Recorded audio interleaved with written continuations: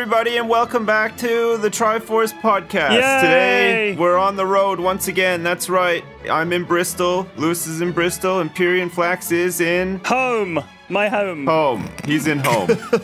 So we're kind of, sort of like a third on the road, and everyone else is where they're meant to be, sort of thing. It's, but anyway. Yeah, it's an honorary on the There's a road. little bit of light drilling going on in the background. Isn't it? Just, yeah, it's just a typical Friday thing that happens around here, I think. Just a bit of drilling. So we're recording on Friday because it was a bit busy yesterday. We've been busy all week, actually, haven't we? And also your internet's been up and down, P-Flax. Oh, Pants gosh. have been up and down. you know, we've been busy. We've done a lot. I've done a lot in the last week, actually. We went to EGX Whoa. How the was weekend. that? How was that? It was okay. Yeah? Yeah. It was a good event. It's good to meet everyone as usual. You meet different people. Sometimes some of the people are the same too. Some of the same people I've met before, but it always feels like they fit into certain categories. I don't want to say this as a bad thing, but you know, although 98% of the people I meet are people I've never met before, I kind of feel like I have met them in some way because they're all Smelly? interested in the same thing. They have the same common interests. You know, they're wearing common. They all smell the same. No, they Smelly. all smell great. They all have the same smell dad. fantastic. I like to group them into One-tastic. 4 categories. Stinky and ugly, and other. Spotty. I like to put them into the categories stinky, smelly, stupid, and even more stupid than the other ones.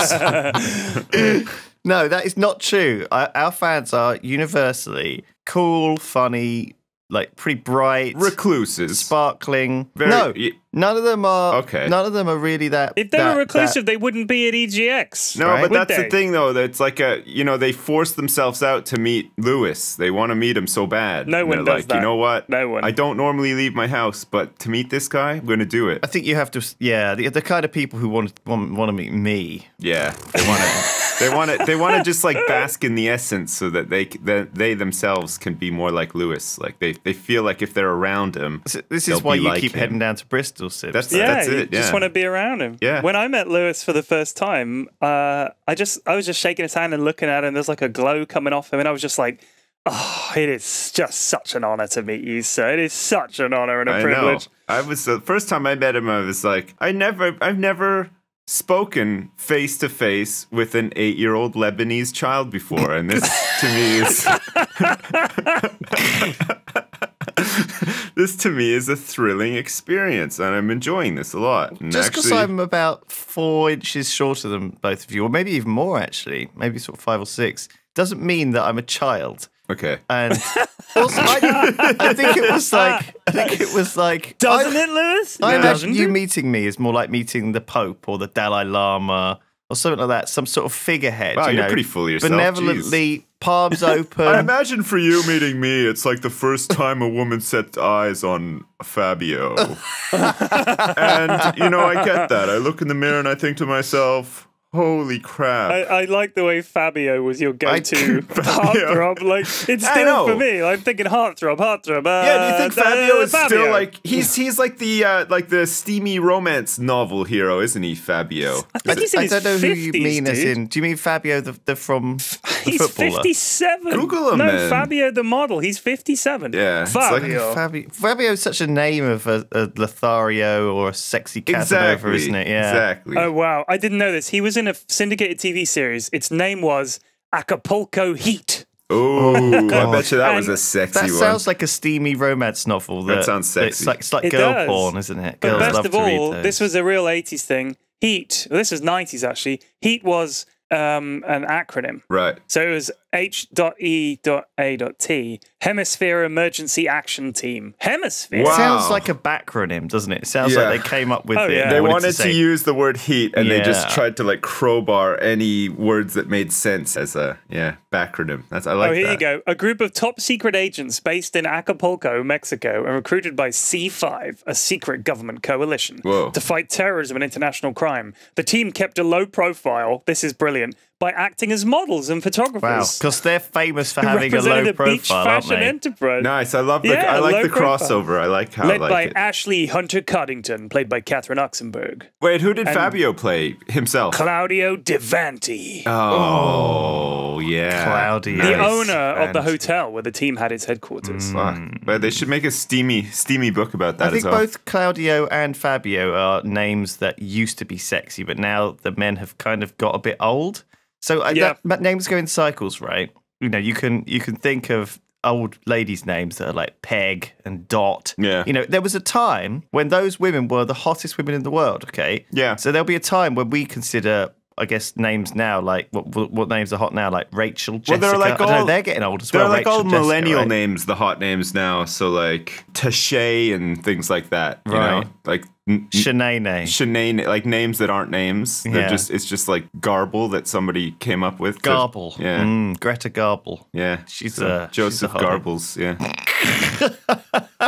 So Civ 6 has been out and consuming most of our time this week. Yep. It's pretty good so far. You haven't played it, have you, Sipsy? No, I didn't get a key. I guess I'm not like on the list. Duncan so. hasn't either, so you're not Right. alone, honestly. Okay. And he actually like is a bit miffed of that, more so than you are, I think. Yeah, I mean, I would like to try it out, but like, I'm not like, you know, I've got other things to do. For instance, my wife's been summoned to jury duty, so Oh. this Really? is something that happened to me this week. Yeah, so we got a letter through, and my wife and we're like, "What's this from? It looks like really official or whatever." So she opens it up. It's like, "We need you to serve jury duty from 9 to 5, Monday to Friday, like of some big fucking case." And I'm sitting Wow. there crapping my pants, like, who's gonna look after these kids while this is happening? Like, Oh my God. I don't give a shit about justice. I'm not looking after two kids for like 9 to 5, Monday to Friday. Then they're not just two kids; they're I know, your but two kids. That makes it I mean, even still worse. though, they're like, it's hard sometimes. Yeah. So anyway, so we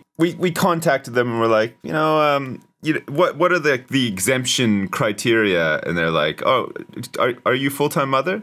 She's like, "Yeah." She's like, "Yeah, you don't have to do it." Okay, great. Sweet. Yeah, it's pretty good, eh?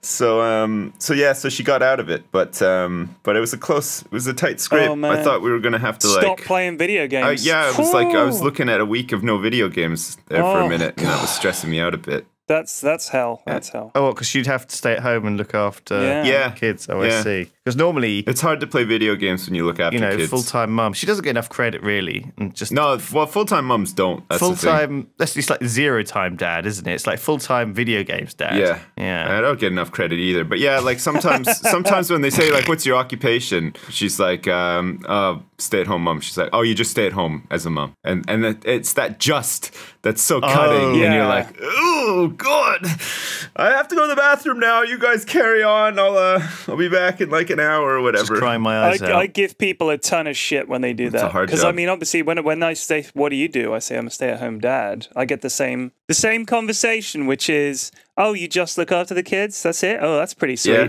And I'm like, Yeah, "Okay, come here, my friend, because I'm going to put your head through this window. Fuck you." yeah. Where's your contribution to society, P-Flax? My kids are my contribution. Why aren't you stacking shelves, or why aren't you like Exactly. saving the world? his kids are going to do it by in a few doing years' some time. Yeah. menial fucking office job. He's not. you know? He's not doing it. He's going to send two people that he made himself out into the world Yep. to do it for him. I'm making consumers here. I think that honestly, that's way more important. You know what else I'm doing? I'm making kids that aren't assholes. How about you try doing that? How about you try making people that aren't assholes, society? You're making the world at least three less assholes in it. And do you know what? Am I one of the assholes? You know what they say though? The apple, or in my case, the apples don't fall far from the tree. And my kids are both assholes, just like me. So, and I'm proud of them. Yeah. I'm proud. I'm proud of myself, and I'm proud of them too. You tell that kid to go fuck himself. Yeah. Good job. Don't take any shit from nobody. I don't know if that's my definition of an asshole.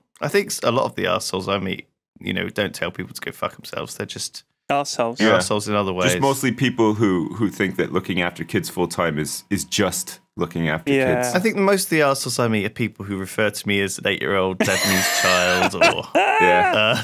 I sounds like a pretty just laughed asshole-y at thing to that. say. I didn't contribute. I just laughed. I just thought it was funny. But through laughing, you are contributing. It's like when people mask swearing. The intent is still there, so it's still kind of swearing, isn't it? Like when you say, go F yourself. yeah, go F yourself. Well, the aggression and the intent is still there, but you're just censoring a word. I always think that basically the whole thing about that is it's like when you say the N word. Yeah. Okay, when I say the N word, everyone in their head hears the word. Well, hang on a second. Noodles. Roll back a minute. Do you freely use the N word? I never use the actual N word, but I do sometimes say the N word. Oh, like you say the N word, but you don't actually use inverted commas the actual N THE word. space N space WORD. But I guess the thing is, if it's coming up and you're like you're thinking along those lines, so already you're going to hell. Think about it this way. Let's say you had an argument with a black guy in a pub, right? And you said you fucking N-word, and you said N-word, like you literally said it. You fucking N-word. Like you didn't actually say the N-word. You just literally said N-word. You fucking nerd, but I pronounced it like no. N-word. But if he said that, he wouldn't say, well, you that's not offensive. Word. He'd say, I know what you're calling me. You just didn't say it. You just said N-word, but I know what that means, so it's just as offensive. It's not a way around it. I see. Imagine the sequence of thought where you were actually going to call him legit the N-word, and then you sort of like thought in a split second, maybe I should just go with the N-word because it's less offensive. Just say N-word. And then just as you're saying it, you're like, I don't even want to say the N-word. So you have to mask it, and you're like, you fucking Enron. And then he's just like, what? Did you just refer to me as a bankrupt company? Of occasion. Son of a bitch. Or like when people say, like, instead of like the word piss, they say PI55 or P155 or something. About? Yeah, like who's this? Instead of saying pussy, they say PU555. Who does that? Man, people do it, okay? Who does that? Well, no one has ever done that. But I want to. If you've done that, okay? Let me know. And sometimes I think to myself, what am I doing? Why am I being such a PU55Y? Why don't I just say pussy? Because who cares? What the hell are you talking about? Do you do that? So you're in the bank or something, waiting around for someone, and they're like fiddling around, and they're like, I don't want to do that investment, Johnny. Yeah. And you're like, stop being a PU55Y. Yeah. Stop being a PU55Y. Eat my SH1T and go F yourself. I'm busy. Fill in a form NIGG 44. What?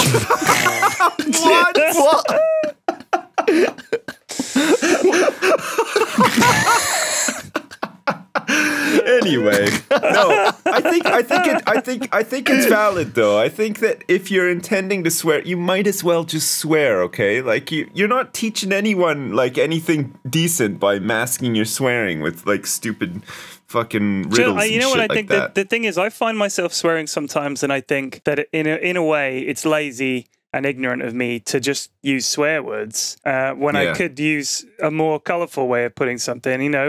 Really put someone down with some cutting remark, like referring to them as a 9-year-old Lebanese boy. Like that's more cutting than just calling someone a dickhead. You know what I mean? The dangerous thing with that is that you have to have wit to do that.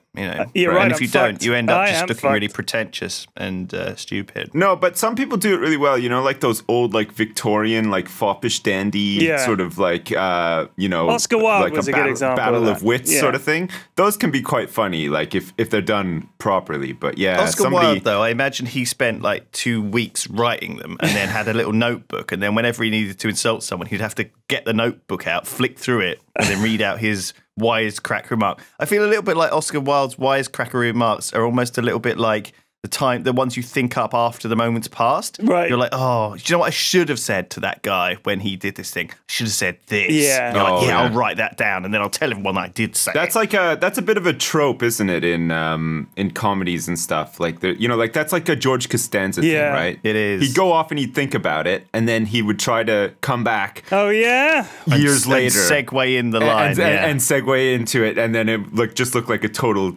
idiot because it like the moment's so long past. What was that and when it's he not did in that relevant. meeting? The garbage store called and they were all out of you. Something like that was his big, big line.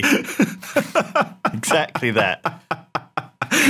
Yeah, no, I like that. I mean, when I was younger, I used to do that. Like if somebody said something, I'd go away and think about it and be like, fuck, it would have been great if I actually said this. And then I like built up a bit of an arsenal of those like over the years, but I never used them. Yeah. Like it's just one of those things that you think is going to be really funny, but you never get the situation again where you can use it. Sort of I think thing. the only way to handle that, if you're letting something that someone said bother you that much, you're going away and stewing about it and thinking, oh shit, here's what I should have said. Yeah. Just console yourself with the fact that what you came up with was clever and be content with that. Yeah. And just think, well, at least I came up with something funny that I could have said. It doesn't matter if I said it to him. It's not like going to Lewis. change that person. It's not going to change the situation. And what if you'd come up with this brilliant cutting remark on the spot and then they'd immediately turned it around and shot you down even harder? You'd feel even worse. Just be happy it's over. It's like Lewis will have a good day today, you know. He'll have his lunch, everything will go well. He'll do like some work and stuff, and he'll have some interactions with people, and it'll go well. And he'll be walking home, and he'll stop, and he'll smell a flower and stuff, and then he'll hear a shuffling behind him, and he'll turn around, and he'll see a small Lebanese child staring at him, and it's gonna trigger him to fuck, and he's gonna go crazy. So It's going crazy is one of these things, right? And it's sort of related to what you guys were talking about. But do you sort of sometimes when you go a bit stir crazy and get like when I used to ride the bus to school, I was so bored that I would come up with these sort of scenarios for what happened if there was like an emergency or whatever. Yeah, sure. So, like, I do all that. you know, what would happen if the bus crashed or whatever, or like there was, or it was held up by hostages, you know, and there's like guns all shooting. Where Held up by And I'm like, hostages? I'm just like looking at that big bus window and thinking, how do I break through that window? Can I do it? Or would I just duck down behind the seat? You know, do you ever come up with those? Yeah, sort all of the time. scenarios? yeah, all the yeah, time. yeah. Do you know when I do that the most? I do that the most on planes. Like, Yes. if I'm sitting on a plane, I'm just sitting there and I'm like, fuck, what if like the wing fell off right now? Yeah. Like, how would I react? What would I do? Like, how would that look? I'd look out the window and the fucking wing would tear off.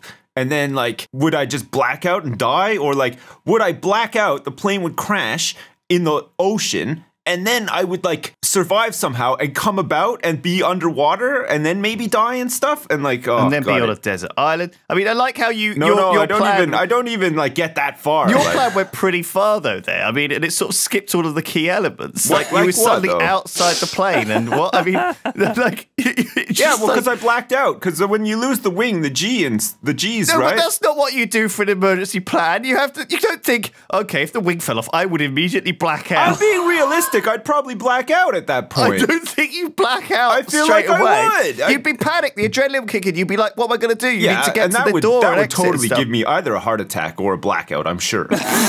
How often do you plan for emergencies based on being around a blackout? I factor a blackout into most emergency situations, actually. So I feel like it's just too much. I feel like some of this stuff is so crazy. I feel like we need to know this though, because if there's like a fire alarm going Yeah. off, you know, okay, So you've been flagged. You're not allowed to sit in the emergency exit anymore. How? We were listening to your podcast, and frankly, we're not we impressed. heard that your emergency response is to black out. You're a blackouter, so. Oh shit! Oh, All right, fucking man. hell. Here's the plan. We're going through the back of the bank. We're in there. We get in the vault. We blast our way in. There may be some security guards. Sips, you're gonna black out. We all know that. That's fine. No problem, we'll boss. pick you up on the way out. factored it in. In fact, I'm about to. All right, get him. Put him in the bag. It's fine. Just thinking about it. Well, it is a thing that happens, isn't it, to certain animals? Those goats, when they get scared, Yeah. don't they go rigid and then Yeah. they just fall over? And But that's like a survival thing, right? It's so that like if something hits them, they survive. Like they tense up, sort of thing. Like it's like when they're about to get hit by a car. No, their hearts have something wrong. Yeah. That's apparently the complete opposite, though, right? The complete opposite is if you tense up before you're about to get hit by a car or tense up before you're about to fall on the ground, it does a lot more damage than if you're loose and relaxed. If you're floppy and loose and unconscious and relaxed, or you've blacked out, you're much more likely to survive. Yeah. If you fall from very high, Yeah. will you splatter? Depends what part of you hits the ground and how. How I'm hard not sure are you could- falling? Yeah. I mean, pretty high. Let's say like maybe like 12 stories. Yeah, well, that's high enough to reach terminal velocity, probably. So I think you gain that is some for pretty every serious 10 damage. meters you fall, you gain, I think, is it 10 miles an hour? I could be wrong. All right. I present this to you then, guys. You fall off a 12-story building, okay? You're a roofer. Right. And you fall off, okay? Do you black out halfway down? I don't know.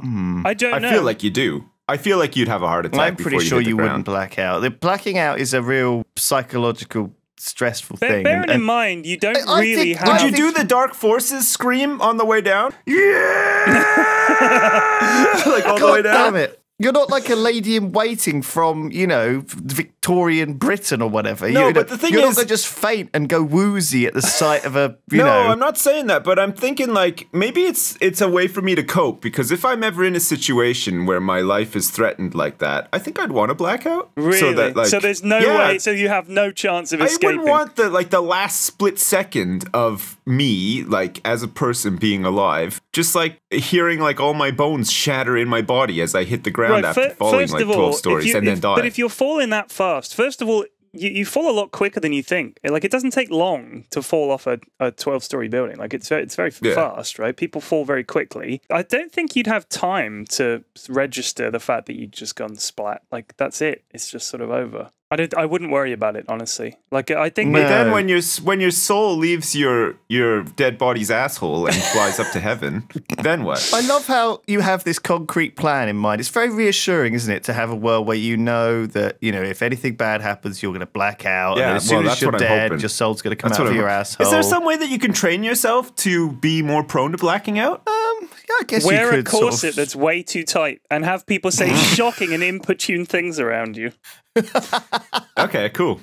I'll start doing Yeah. that. I mean, I'm not talking about just passing out like some sort of PU55Y. I'm talking about having a full-blown manly blackout, like in the face of danger. That's awful. Like- There's no action hero's big thing is blacking out at the worst time. Like it's like Arnie busts in there to bust out John Connor and all of a sudden he goes, "Wait a minute, John Connor, I just got to have sleepy time," and just blacks out He's for a a moment. robot. Of course, he's not going to black out. Right, but if it Jeez, was I'm a- talking about people. Right, but if it's a good idea, you could program the robot to just shut down for a second. Maybe John Connor could have blacked out. He'd be like, "Fuck, is that a robot?" Just blacked out. Brilliant. I'd mean- love a movie where the hero did just black out, just in the worst That'd moment. be great. It'd be really good. Didn't Deadpool black out at one point? Yeah, but under duress. Well, there you go. I don't know. It feels like it should be a defense mechanism against some things. Like, but then again, you're always told different shit, right? You're always told, you know, with a bear, you know, you don't run away from it, but with some other thing, you do. You stand your ground. Which one is which? Well, apparently you have to appear taller than the bear, which is impossible because bears are fucking tall. So. It depends on the bear. Some bears you want to play dead. Other bears, like I've heard that people have had success by charging the bear and appearing aggressive, and the bear is like, "Whoa, maybe this guy knows something I don't," and they'll sort of back off. Yeah. Other times they'll just turn and just eat you. Remember that movie, The Edge, with Anthony Hopkins and Alec Baldwin? Yes. They stabbed a bear with a spear. That's a way of doing it. Apparently, they hate air horns as well. So if you always have an air horn on you, or a flare gun too is a very good one. Yeah, or a fucking assault rifle. You have to shoot the bear with the flare, though. Like, don't shoot it up in the air. Like, hit him in the face. Shoot with the it. I bear love with that the rhyme. flare. Don't shoot it in Shoot the air. Remember, kids, if you're out in the wilderness, shoot the bear with the flare. don't shoot it in the air. Be safe out there. Brilliant. It's like the Smokey Bear from 2016.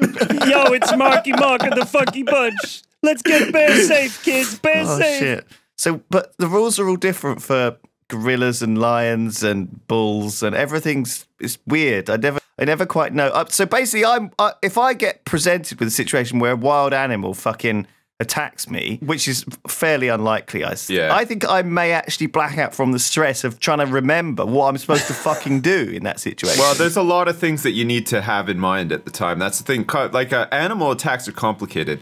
And not even big animals. Like, what do you do if a squirrel's attacking you? Kick the like, you're fuck out of fucking it. No, you are shitting yourself I'm because not. they Kick the are fuck out of so it. unpredictable. No. What if it's like clawing at your eyes Are you and fucking stuff? kidding me? What, you're going to kick I'm yourself in the basically- face I'm trying about- to kick it? I'm about ready to fucking black out if there's a fucking spider on my hands. Do you know what I mean? Yeah. I like fling that thing like, geez, it's spooky. Like a squirrel attacking me.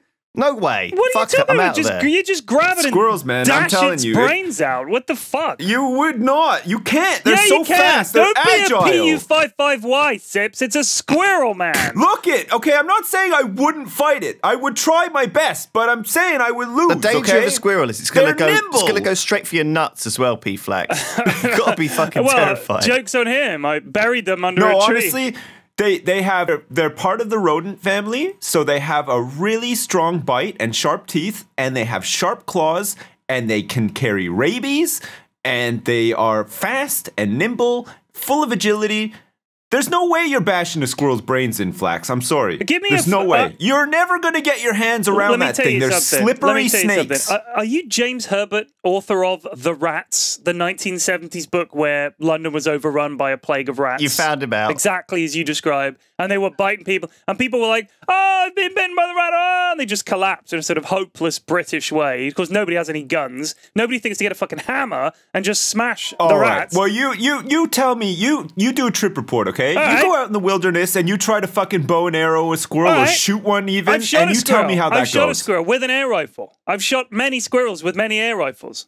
Killed them, killed them dead. And were they frenzied at the time? Were they attacking They were you? not frenzied. Right, okay. Because they were actual Try and squirrels. shoot a squirrel that's fucking with an air rifle. When it's like sucked to your face like the alien thing, and it's You're clawing not your eyes describing out, a and it's squirrel. biting. You're not- It's biting you in all your pressure points. You're What going to shoot is it? Is this some kind of kung fu squirrel? Like that? That's how squirrels roll, man. I'm just saying. When they get Bring mad it. and they want to get you, This is they're a going to message. get you. This is a podcast message for all the squirrels out there who think they can fucking beat Flax in a fight. Bring it on, bitches. Okay, I'm fucking ready. I'll take you on. I'll take 10 of you on at a time, squirrels. I'll see you down in Phoenix next week, and I'm going to put this to bed. Oh, yeah, because I'm the cream of the crop. I love the wrestling. I imagined you yelling that out of your back door on the step with your Here we go. slippers Wait, let on, me get the window holding a up. cricket bat in one hand, yelling at the trees like a crazy old man. Squirrels, come to me. I summon you. Do battle. We shall do battle this day. Squirrels, man. There's no way. Like there's no way. I'm sorry. Like we joke and stuff, but they're a fucking menace, Oh, and they'll get Jesus. you every time. So I just remembered that my dad always used to, and this is a thing that I guess it must be from another time. When I was growing up, my dad always used to keep a cricket bat by his side of the bed in case of, I guess, home invasion or squirrel attack or something. Yeah. So maybe, Wait, okay. Again, sorry to interrupt you. Go ahead. You're sleeping. Okay. you hear some noise downstairs. You're fucking 100% positive somebody's broken into your house. Do you black out? I just go back to sleep. well, I mean, you are already asleep, basically. You just get your wife. Oh, go check, please. Here's the cricket bat. Good luck. Okay, sorry. No, Carry on. I'm just thinking, like, you know, it's so. But I guess I hadn't really thought about that. Sometimes stuff comes to you though, right? When you sort of talk around stuff, and you're like, yeah, I never really asked about that. I never really wondered why that was, and I guess it's because that's just maybe people do. I've got a story think for about you stuff like this. about being too curious and regretting it after. Are you ready? Yeah. Okay. Sounds sexy. We went to my friend Mike's house one time. Okay, Mike had a younger brother, a portly chap. I say portly. He was really enormous. Okay, he's a big kid, really big. Like ate way too many ding dongs and Twinkies and stuff, and just had a problem. Okay. Yeah. And this guy, when he went to the bathroom, okay, he was in there for a long time, and the smell that came out of there after he was done was not nice. Right, okay? right. So we're at Mike's house. And you're a vegetarian, so you know what. Well, bad, yeah, but bad yeah, farts smell like. you know it's bad when you're a kid and you find that kind of stuff kind of funny. And like, I was repulsed as a kid by this. Okay, so it was pretty bad. So we're at Mike's house one time. We're just like, playing Nintendo and doing kid stuff or whatever. And I went to the bathroom. He had like a basement bathroom. His basement was finished and stuff. Had a bathroom down there. Yeah, it's like stuff. a basement sink. Yeah. It's We've like been through this, no, yeah. it didn't. The sink's always like in the sort of utility part of the finished basement. There's always an unfinished part of the basement that sink is in North America, and then you have like the nice finished part, which is like a second living room, and then you have a bathroom down there. Whatever. Was this some sort of bomb shelter you're describing? No. This is a very typical setup in North America for houses with basements. It was a doomsday shelter in case the squirrels invaded. You say that, but a lot of people do buy stuff in bulk in America as well. True. And in Yeah, their basement, yeah. they'll have lots of shelves with like big industrial size Yeah. vats of ketchup and stuff. That's a pretty typical thing too. Okay. Anyway, so I go to the bathroom, okay, and I do my thing. You know, it's just a normal bathroom, all the normal stuff you'd expect, except there's a screwdriver on top of the toilet. And, you know, normally I'd just be like, whatever, you know, it's probably there because, you know, it's broken. Maybe the toilet's broken. Oh, Maybe God. somebody was in the middle of fixing it. They God. left the screwdriver there, whatever. And I'm just like thinking, who cares, you know?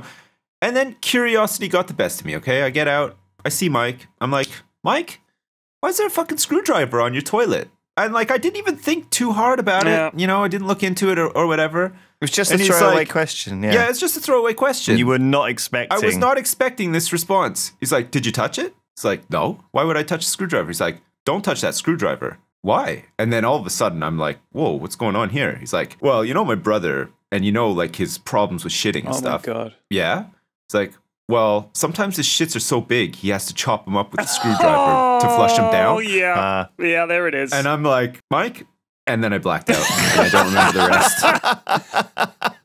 Man, it was one of those times where it was like, why did I even? I didn't. I should have left it alone. Sometimes I that should have happens. just There's left been it. these moments in life where you ask this question, it's a throwaway, you don't even think what you're doing, and someone thinks you're asking something serious, and they go, and they sort of their eyes glaze over, like, should I tell him? And you at that moment you sort of realise, oh God, what if you're not even sure what you've done, and then they tell you something like, you know, your mother was actually from Lebanon, and you were, you know, you weren't actually born here. You were a war refugee, and you're like, But- whoa! All I asked was like, you know, whether why I like falafel so much. Just like, Why do I have this propensity to eat falafel all the time? I just don't get it. It doesn't make sense to me. But then you're in a plane, right? You're flying. The wing snaps off. You never questioned it before, and just before you're about to black out, you're like, you have an epiphany, and you're like, shit, that's what the screwdriver was for.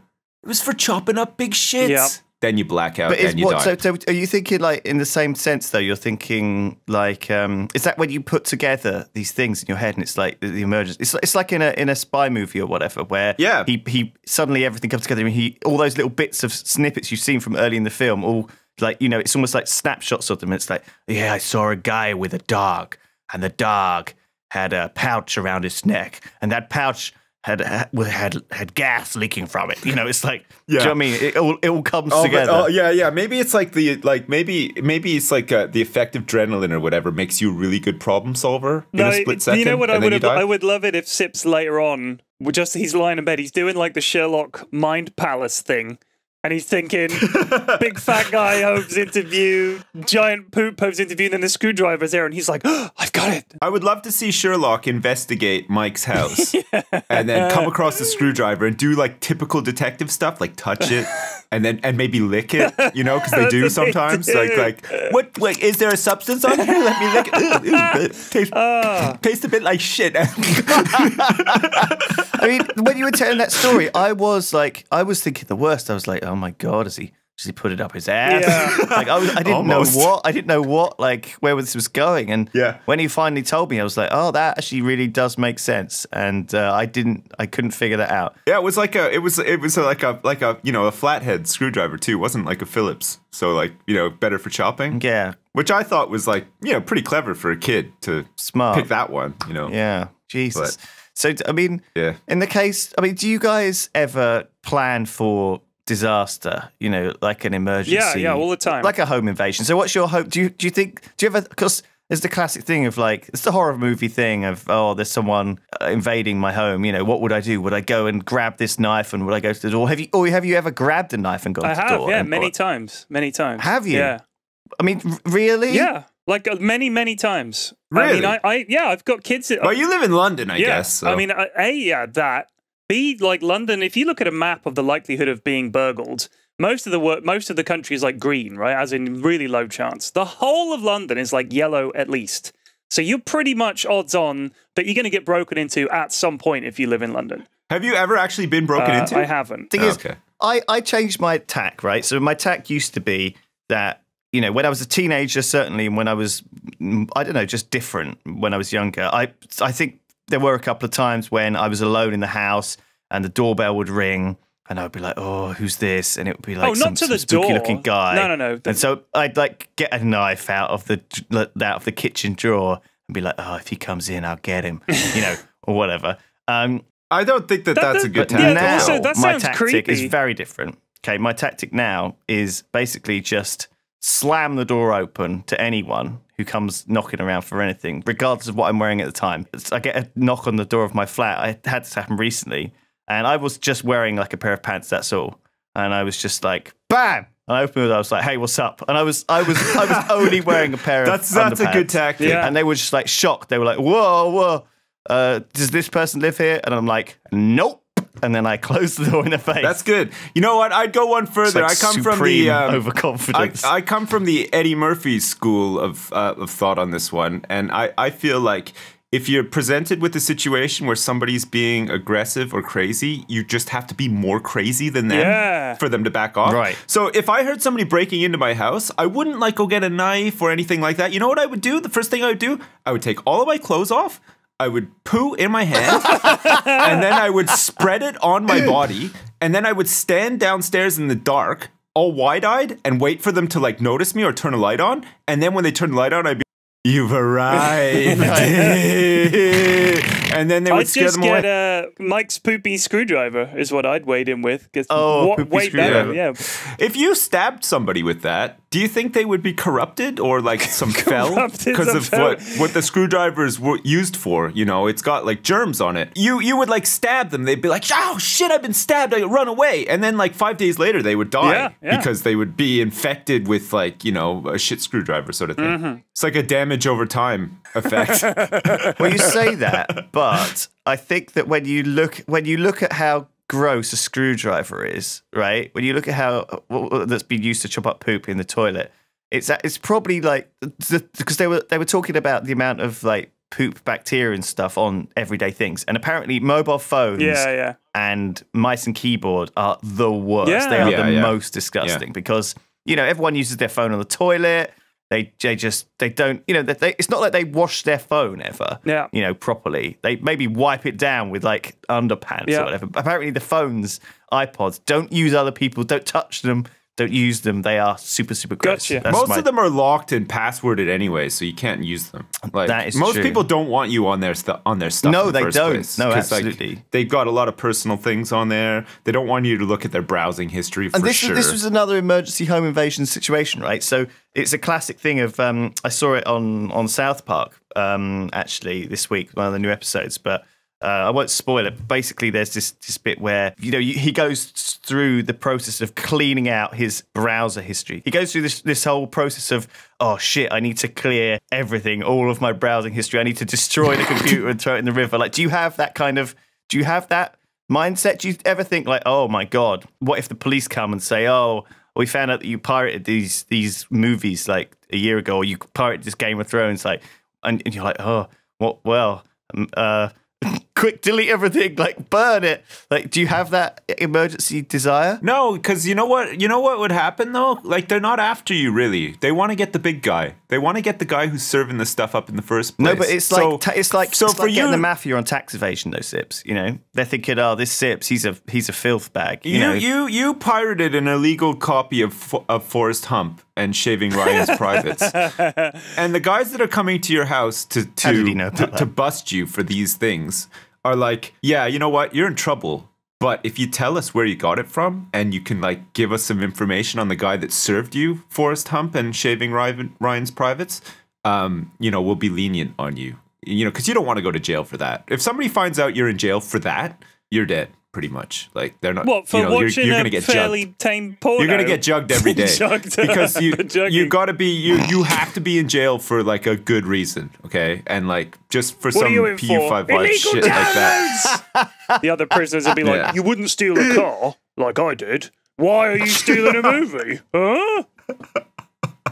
You wouldn't steal a policeman's hat and then take a shit in it. All right, boys, jug them. Jug 'em, bits of jugging." Oh man, So Civ 6, we've been playing a lot of it. It's great. yeah, Really enjoyed it. I'm still playing a lot of WoW too. Did some raids. I Do you liked it. enjoy raiding? Yeah, I do actually. It's fun.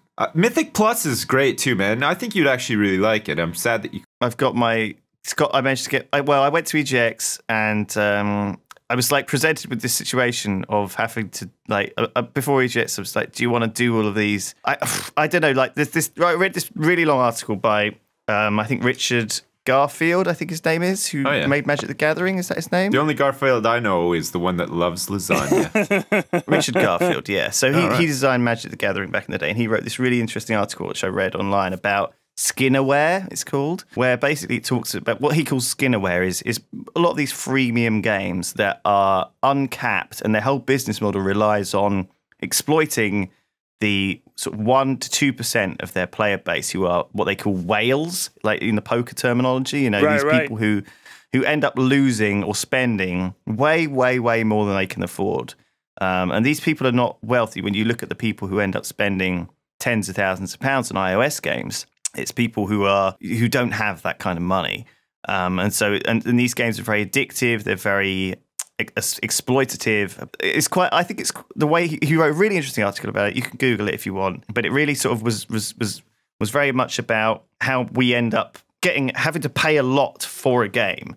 And so he draws attention to some of the games like League of Legends and Hearthstone, which are very addictive, and you do have to pay a couple of £100 to be competitive in these games. I mean, you can get all the cards eventually anyway. To be fair, League of Legends, you don't. It's all cosmetic. I started to find that some of the things in WoW were getting their hooks into me in a way that I was uncomfortable with things like you have to do these quests before they time out, you have to do these things to get this thing, you know, you have to keep logging in every day to check for the new things so you don't miss out on getting something that could be really good. I felt like it was exploitative, and I was frustrated by it. So I thought, I'm done. I'm not going to play a game I consider to be exploiting my psychological personality traits. Yeah, so there you go. Unhappy with that. So yeah, I enjoyed WoW. I had a good time going through the story, but I'm not going to play it anymore. And hey, do you want me to lighten the mood? Yeah, I do. Yeah, go ahead. Sorry, there's like a serious. Suddenly felt like going into a serious segment. Are you ready? Are we in for part tres? Part tres. Are you ready? Oh yes. Get ready. Yeah. Get comfortable. Hang on. Hold up. Let me just move the mic down a bit. I'm gonna recline a little. Okay. Yeah. Okay. This time I'm not going to try to think about other shows while you do. I'm gonna actually listen and pay attention. Okay. Go. This is reasonably long compared to previous. It's 2 pages. Oh man. Okay. Great. Holy shit. Man, you're getting into this. Lewis has got some stiff competition. Just sit comfortably. All right. You ready? I'm stiff right now though. Yeah. Oh, me too. Bodega. Part tres. Or tray. I don't know how you say it. Bodega peered once more through the quadnoculars. 5 hours he'd been watching the Pulsar sex pit, and the only thing suspicious was that he couldn't find anything wrong. This wasn't right. The pit was a legendary hangout for every lad, slinger, and roid runner in the galaxy. Most of what could loosely be termed his compadres used this very spot to reminisce, catch up, and do business. This time it was different. It was Herc Burke's Burke Day, a very special day for the Burkean people when they celebrated the day they were born. Bodega wondered why, in his experience, humans never celebrated this occasion, but he didn't give a flying crump for it himself. Flarvin, he muttered, firing up the tear cycle and zipping down to the pit. He couldn't pass up the chance to see everybody, even if it did feel suspiciously innocent. Too innocent. Like way too innocent. 100% chance shit was going down here for that very reason. Guaranteed. 100%. Barking up, he ran a quick mental sit rep. Las gun, cocked and loaded, naturally. Jetpack, ready to rock.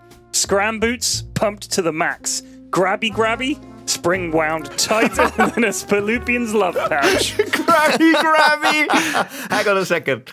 Just read that sentence again. Go through this adventure again. One of the comments I did read, P-Flax, was that you need to like take it a little bit more slowly so we can digest. Because it's complicated. When you're reading like a sci-fi... Do you know what? It's so hard to pay attention to the gobbledygook and the actual story. Okay. It's not gobbledygook. It's lore. Okay. Lasgun, cocked and ready, naturally. Jetpack, ready to rock. Scram boots, pumped to the max. Grabby, spring wound tighter than a Spaloopian's love pouch. Love it. Shrovian knuckle duster, eager to do business with some chump's speak hole. There were more tricks up his sleeve, but Bodega was reluctant to even think about them till the time came, in case some sneaky empath was trying to get the drop on him. He took a deep breath and banged on the Quintanium door. Flarv off, said a voice from the other side. Bodega, said Bodega. A moment passed, then the door sprang open. Bodega. Says Bodega. It sounds like the guy in Star Wars, the guy that works at Jabba's palace. Yes. Bodega. No one no anchor. Yeah. And a gigantic Vikarg was in the frame, grinning like a woodle hound. Sweet groggle. Bodega, he boomed. Come on in, pard. Not seen you for a whiles. Heh. Been busy. Where's the birthday Burke? Down in the pit. And I mean, in the pit, said the Vikarg, grinning even more. If his grin extended any further, he was in danger of losing an ear. Bodega headed down the dank corridor into the lobby, then descended a ramp towards the deafening sound of the pulsar sex pit in full flow. Music with so much bass it was causing the planet's orbit to decay. Booze so strong the toilets had to be reinforced with giga shields. And women so betitted, Bodega had to wear... Bodega had to wear a quad betitted. Jesus! Fuck! Fuck me! Bodega had to wear a quantanium jockstrap to prevent any inconvenience. Oh my God. No man wants to fight with a bone on. Or at least not one that ain't squared away combat style. It's a bone on an alien race. No, a boner. He headed straight for the bar and ordered a pint of Mutart ale. No sooner had he started talking than, Bodega! Screamed the man over the music, which the DJ promptly stopped. Silence in the pit. All eyes on Bodega. Pushing through the crowd, a huge Burkian approached. Bodega. Been a while. Not seen you since maybe 2 weeks ago. Been working. Came back to wish you a happy birthday, Herc Burke. Well. Bodega, back in the pit, said Herc Burke, grinning. People sure were smiling a lot, thought Bodega. Too much. Too much smiling. Ain't no call for all this grinning and smiling. It ain't usual. We were hoping you'd come back. Me, Squiddles, Rhombus, Treg, and, you remember this guy, right? A huge man in a yellow jumpsuit stepped forward. Black skull mask and billowing red cape. Bodega couldn't see his face behind the mask, but he knew he'd be smiling like the rest of these humfunkers. Flav. It was a setup. The man in yellow. It was none other than Tan Blatchman, Bodega's arch nemesis. Oh my God. Not Tan Shit was Blatchman. about to get extremely Tan real Blatchman. in this place, and many people were about to be separated from the body parts they held most dear. Bodega intended to get out of this in one piece, and if that meant the end of the Pulsar sex pit and everybody in it, or even within sight of it, so be it. Bodega knew 3 things had to happen with the next second, or he'd be toast. First, he had to distract every single person in here who was currently pointing a gun at him. The pit was full, so that was maybe 200 people. No problem. He stamped down on the button in the heel of his right boot, and waves of patented Happy Thoughts brain musher poured out of the toe and blasted everybody within 50 meters. Half of them would end up on the floor drooling. The other half would become deeply acquainted with the inside of their own eyelids and spend the next year singing a song about a little flea named Peter. Second, he needed to nail the people unaffected by the brain musher, which was anyone with half an idea about Bodega and what he was capable of, since they would have taken a dose of brain shield. That meant the 5 morons who'd set this whole thing up. Lasgun holstered and no time to draw it, he needed subplans to point to named B, C, and D. Plan B was to employ the Grabby Grabber and Herc Burke's nuts, which he did to good effect. The Grabby Grabby shot out of Bodega's left sleeve and clamped on like a grog limpet, sending Herc Burke to his knees, eyes wide and mouth small. Plan C, Squittles, Rhombus, and Treg all fell to the void grenade Bodega had hidden in a molar tooth and spat into the middle of them, congealing their bodies instantly into one homogeneous lump. Finally, Plan D, deal with Blatchman. No doubt he'd got something disgusting up his sleeve, that cape-wearing, jumpsuit-adorned pendejo shitbird. Bodega figured one thing he wasn't ready for was an old-fashioned punch in the kisser. Scram boots propelling him across the room, he connected with Blatchman's jaw with all the fury of a man invited to a birthday party only to be betrayed. Wait, was the Grabby Grab still attached? No, it just shoots out. Okay. And thirdly, the entire bar on its ass, one way or another, Bodega did the decent thing and left. Lasgun out. He seared a hole in the ceiling and jetpacked gracefully to a height of 200 meters before hovering, setting wide-angle beam on the lasgun and raising the entire place and everyone in it to the ground. Flarv, he said, pausing for a heartbeat. My tear cycle was parked there. The end. Oh my God. Shit, so he killed everyone, but he wrecked his bike. Yeah, forgot about his bike. Oh, that was a fantastic. Shit. See, the Grabby Grab, I assumed that it was like attached Still to attached to his something. balls. You don't want to and- be. You don't want to be left there with a grabby grab. No, but hanging I out. thought it was like one of those, those like kid robot arm things with the trigger that like makes it pinch sort of thing, I'm but it was like pretty sure- attached to his pants or something. I'm pretty sure that he could, if needed, fire it out with like a line attached. If he actually had to pull something to him. Oh, right, and then the line just breaks off, Yeah, sort of thing. but he can. Yeah. I mean, it's Bodega. He's got a million tricks up his sleeve. One of That's them is true. Yeah, the deployable grabby that just clamps onto some guy's nuts. it's pretty nice. It was a magnificent tale. So did it turn out that they were just were they not? I thought there would be something like. I thought they were going to be doing the surprise birthday herp day for him, and it was his birthday. It wasn't his birthday. 'Cause he's not There Burkean. wasn't even a twist. No, it was just an there's no ambush. twist. It's a straight and up he killed double everyone. cross. Yeah, Man, if killed there them was a soundtrack to this, like if it ever becomes a movie, we have to get like spaghetti western style music in all. Oh, there. you know it. Like for sure. Somebody sent me on Twitter. Someone sent me a sting that we could use for the Bodega stories. Oh, nice. On SoundCloud. Does it fit? It's amazing. Fuck. I'm It's thinking amazing.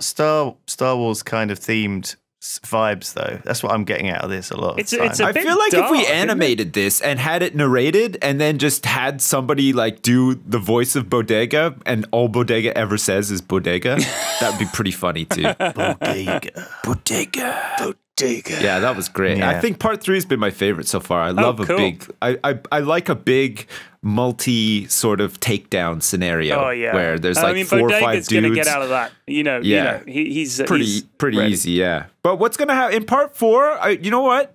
I don't want to jinx it, and I don't want to like wreck it. But I would like to see Bodega struggle with something at some Well, I've point. already written part 4. Okay, great. And, Okay. Is there a Well, we'll struggle do that- involved? Do that next week. Kind of, yeah. Listen, you I can't look be forward like to a that. fan and like request stuff. It's Period's an artist. You can't let he can't just go in there, Sips, and say, "Oh, do you know what I'd like? I'd like it if my Superman fought with Iron Man and Batman. Can we make that happen?" You can't just say that. You got, he's got dignity and artistic credibility. Let me tell you something. There is What? a Bodega fanfic subreddit. Okay.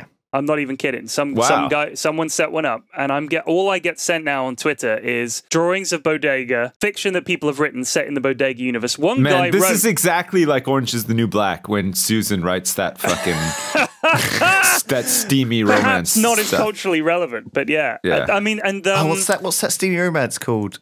Claudio Heat. What was it called? Claudio Heat. Yeah, no, what was it? It was Heat. Was it like Bodega Nights. Tallahassee Heat or Tallahassee. something? Yeah, Sunset. Bodega Nights. Bodega Night. This Bodega guy wrote Sunset. an aftermath to part 1, part uno. So it was like what happened in the bar after Bodega had gone, which was quite good. And he didn't kill one of the guys, and the guy that he didn't kill tortured Floop, the barman, to find out where Bodega went, and that kind of sets Man, up. imagine it was called Bodega Heat, and Heat was an acronym. But then the words for the Heat acronym were just like the gobbledygook words, like Bodega Heat, H.E.A.T, Harflarg, Earflurg, Arpatarp Tarflin Tarugadoo. Flarkin. Yeah. Oh, that'd be good. Holy shit. Yeah. That was amazing. Anyway, let's I end on loved a it. high, shall we? Wow. Well, next week we'll be back, hopefully, with another episode of Bodega, another load of fluff for the best part of 45 minutes, and maybe it's some not serious, fluff. It's Lots never of shit fluff. serious topic. Interested to hear your thoughts on all of this. I hope you don't eat So, while you listen to these, because I notice a couple of people saying, "Why do I always sit down and eat before I listen to this?" Don't do it. Yeah. We're always going to talk about shit at some point. Yeah. That's my favorite Yeah, topic. it's So. different. All right. Well, look, thank you, everyone. See you next time. Cheers. Bye. Bye.